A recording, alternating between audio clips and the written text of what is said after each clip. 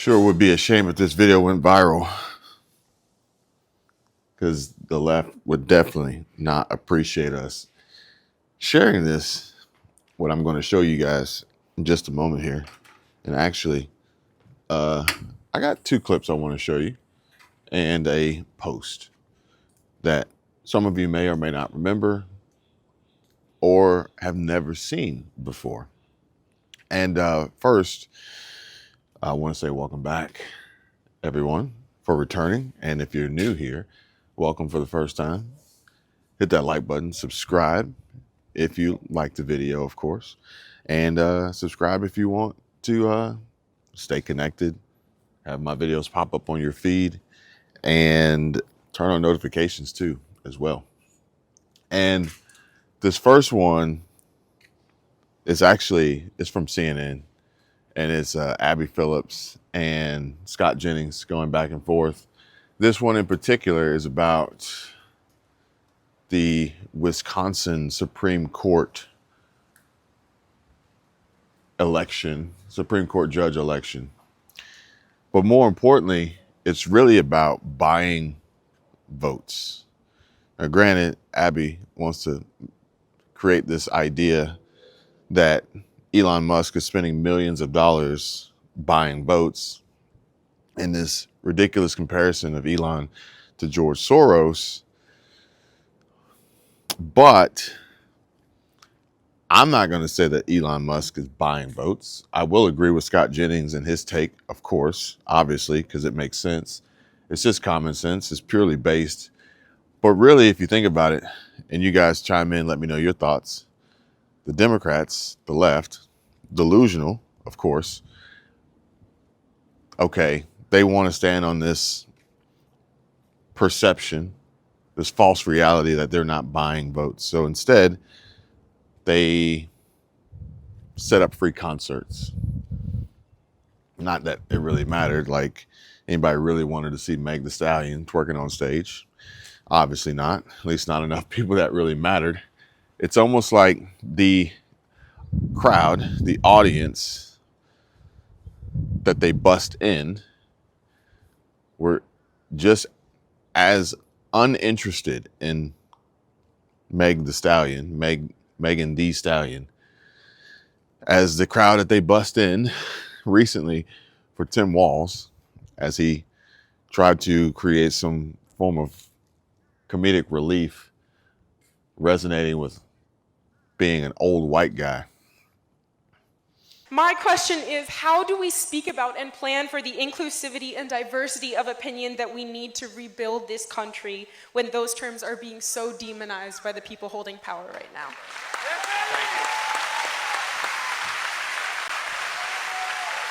Well, Sammy, thank you.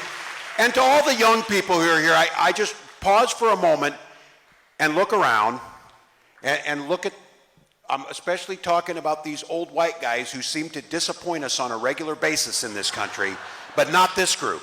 I mean, the absolute embarrassment, the lack of self-awareness. He's still trying to engage in the identity politics that the American public outright rejected. And what's even worse is the data already showed that white males were tired of the constant attacks and demonization from the left. How can they possibly expect to bring back the male voting population if at every chance they get, they demonize them? And does he not understand the irony of talking about how old white men ruin the country, but yet he's an old white man? Just imagine the self-hatred you have to have for yourself in order to do something like that. And let me throw a screenshot of that crowd he was talking to up on the screen. He was saying, hey, young people, listen here. There is not a single young person in this entire crowd that he's talking to. That just proves that his message was overly rehearsed. He was relying on a crowd full of young people who were going to erupt in laughter at the old white guy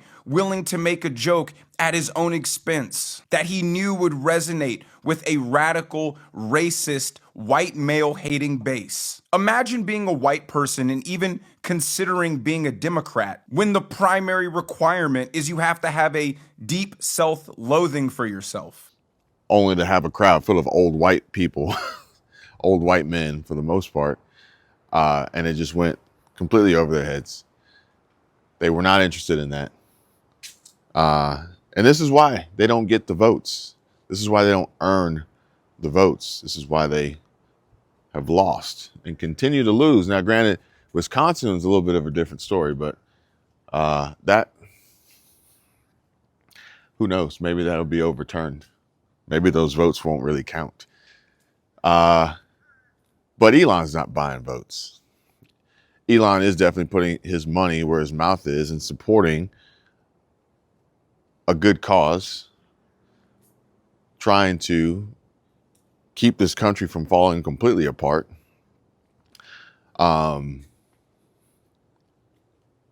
the left, Democrats, okay, well, if they're not buying votes, how dare Elon Musk offer anybody $1 million 7-figure check?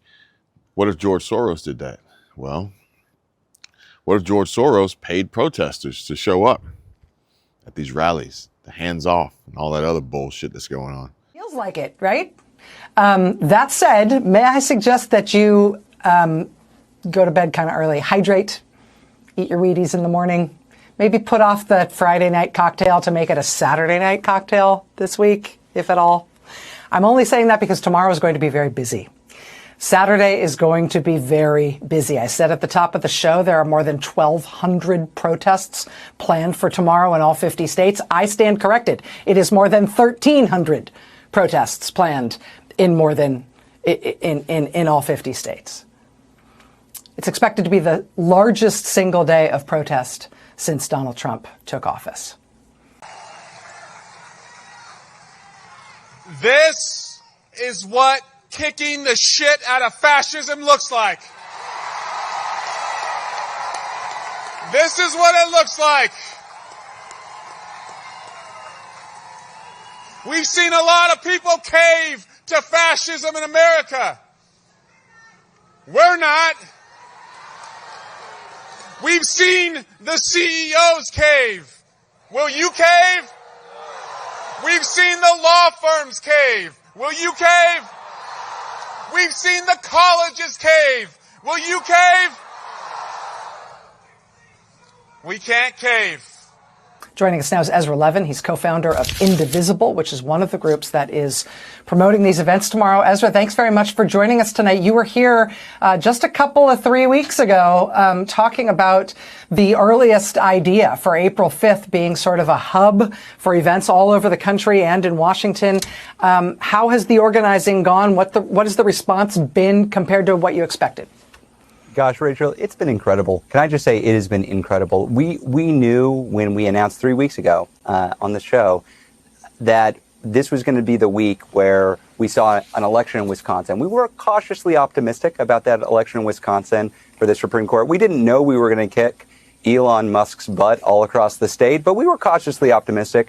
We also didn't know that Cory Booker was going to give this incredible speech inspiring all of us and telling us that he was taking a stand in response to pushes from his own constituents.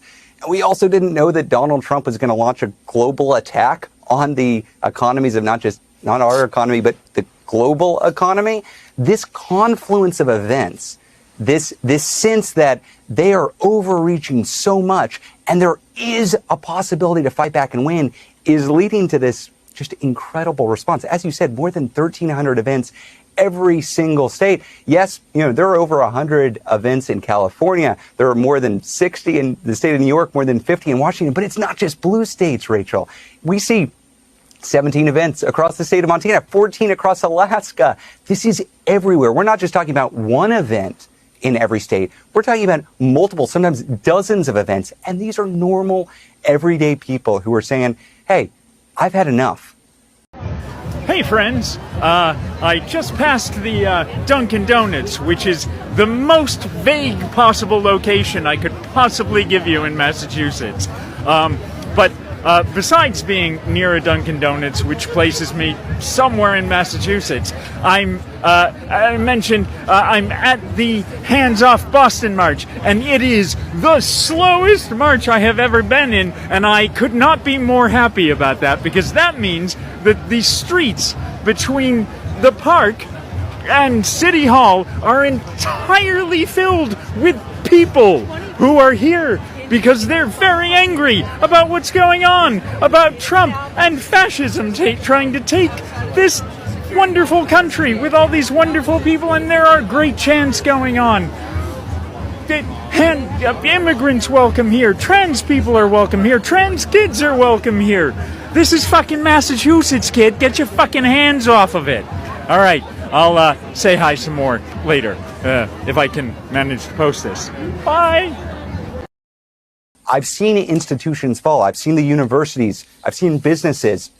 I've seen law firms not stand up, not support our liberal democracy. So what am I going to do as an individual? Well, I'm going to do my part. I'm going to show up. That's what tomorrow is about. And it's, gosh, Rachel, it is inspiring to see so many people hop on board this train. The theme under which this is sort of loosely organized is hands off. I've seen people use all sorts of different types of phrasing around the different types of protests that they're going to be part of, and it seems like it's lots of different groups who are organizing, and in some cases it's no groups, it's just individual people who are coming out with their friends and neighbors. But it seems like the hands-off messaging is the most overarching phrase that we're going to hear tomorrow, and the most overarching idea, right? One of the beautiful things about this is it's meeting people where they are. We're all coming to this for a different reason. We can say, hands off the Department of Education, hands off our Social Security, hands off our Medicaid, hands off trans kids, hands off our communities, hands off our civil rights, hands off our democracy. Different things are bringing different people to this fight. That's good. That's okay. We can all come together and say no. And that's what we're going to see tomorrow. Yeah, Popular Front. Very, very, very, very, very big tent. If for some reason you don't like what Donald Trump is doing to the country, there's a very large tent that is open to you, and people are going to be... What are we protesting today? Donald Trump. Well, what's Donald Trump doing that we're protesting? Well, he is fucking up the American democracy right now and trying to kind of repeal a bunch of shit in the Constitution, like, you know, rights and liberties. So, is there anything in specific that he's... I don't have all the information, but I do know. What are you against? Personally, I'm against tyrants. I'm against tyranny. That's what I'm against. What is that? Somebody who's coming in and trying to take over the country and get rid of the rules and regulations that have existed for centuries to keep us citizens safe. And who do you think is doing that? Currently, Donald Trump and Elon Musk and all of his cabinet members. Why Elon Musk, though? The Department of Government Efficiency, he was put in charge of a department that doesn't even exist before this, and he's not even an American. Who's not an American? Elon Musk. Okay, He's from South Africa. I don't know if you knew that. How do you feel about Donald Trump? I think that he deserves to die. He should what? Die. Okay. Right. That's how I feel. So who do you want to run the... It's funny because these groups are all for open borders, no borders, all for illegal immigration, undocumented, yet want to claim Elon Musk isn't even an American. He's from South Africa. Who do you want to run America? The people, preferably. You want the people to run America? Like a democracy should be, yes. Do you feel like the people voted for him? I think the people were fooled. Fooled by who? Him. How? I don't... It's a false consciousness. It's a what? It's a false consciousness. What do you mean by that? Yeah, what do you mean by that? They were fooled by... The people were fooled to vote for President Trump, apparently because of a false consciousness. Was the entire country under some hallucinogen? Fooled by a man who campaigned on the exact same things that he's actually doing as president? Okay, so the... Can I see your sign? Can you see it? No, I'm sitting right here. To the camera. No, to the camera, brother. I'm talking to you. But I'm interviewing. I got a mic. I don't care about that. You decided to talk. I'm here as an individual. Individual? I'm here as an individual. Okay. I'm talking to you as an individual. Okay, well, I want to see the sign. If you have a sign. Read the sign. Okay, all right. What the sign say? What does the sign say? Hold on, brother. What does the sign? You go out of your way. All people are children of the earth. Yeah, all people are children of the earth. Can you disagree with that? Can you disagree with that? No, I can't disagree. What do you got to say about that? Why is he so mad? Why did he get so triggered so quickly? being an individual here at this protest, holding a sign, in theory, you would want people to see, yet he doesn't want to show the sign.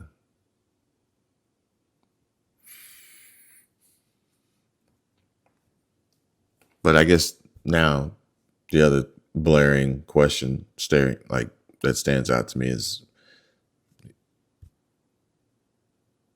why is this other guy open carrying during this protest? I disagree. Me neither.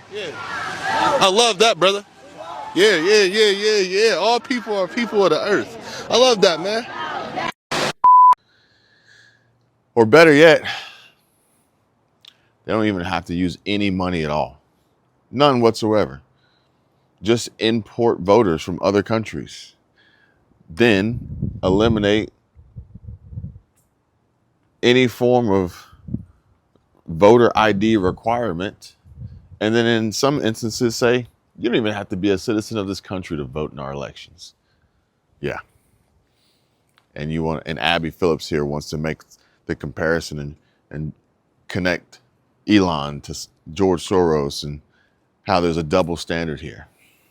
Hardly the case. And Elon Musk, he says like clockwork in response to Doge Designer having put this up that says, whatever's happening today, from the Tesla violence funded by the left to the media's dirty campaigns, Elon Musk predicted it all 3 years ago.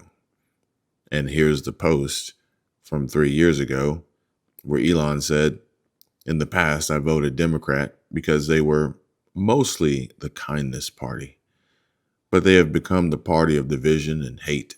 So I can no longer support them and will vote Republican. Now watch their dirty tricks campaign against me unfold. Popcorn emoji. May 19, 2022.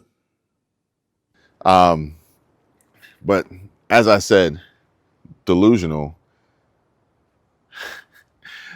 as they lie to your face on national TV.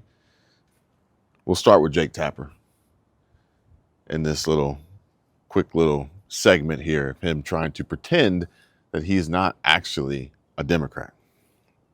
You've got 2 days of data. Everyone, especially on your side, on the left, is freaking out. I'm not on the left. But at the end of the day, listen, this whole concept, all right, Jake, thank you. This whole concept is about rebuilding an American economy around American good. But this isn't the first time that they've lied. It damn sure won't be the last. And it's ironic because it's only after the fact. And then that is proven. But because this is their network, because this is their channel, and somehow, some way, Scott Jennings continues to be allowed to return to push back. But I guess if it was purely just one-sided, then it would be like MSNBC, and then nobody would watch it. So Scott has to stay for now. Unless Scott chose to leave, which I think would be amazing if he just decided to walk away. And wherever he ended up would definitely take off and blow up. But here's just another one of their lies. But this one gets checked. This one gets called out. So watch this. Let me know what you guys think. If you like the video, and I'll see you on the next one. Do you think that there was always a risk that voters were going to say, that's not how this country works, and we don't like that? And some of that backlash, no question, hurt the Republicans. What do you mean that's not how this country works? People don't donate money to political campaigns? No. What I'm saying is that the idea that a billionaire hands people checks for votes is not how the country works. I don't think that's accurate. He wasn't handing people checks. So if for George votes. Soros were to say, oh, I'm going to give away $1 million to a random 5 people who go out and vote on this day, what would you say? Look, all kinds of billionaires spent money in this race. I think you guys are dramatically overreading the results. A liberal seat stayed in liberal hands and got about the same percentage of the vote as the last Supreme Court race in Wisconsin. It's absolutely true. He stuck his neck out for someone that he thought was important, and you don't win every time you try in politics. I think his electoral record, though, beyond that, is pretty good. Chiefly I think he was one of the key reasons why Donald Trump got elected president last November. And so, in the pantheon of his political engagements, this is a minor blip compared to the major success of helping Donald Trump regain the White House. He's a great entrepreneur. I think his companies and he personally are getting all sorts of negative attention and even vandalism and all these violent attacks, and it's terrible. I know personally that he's been getting death threats, all for the sin of having been a liberal who decided to support Donald Trump and then go serve in his government for a short period of time. It's outrageous. It's actually not true.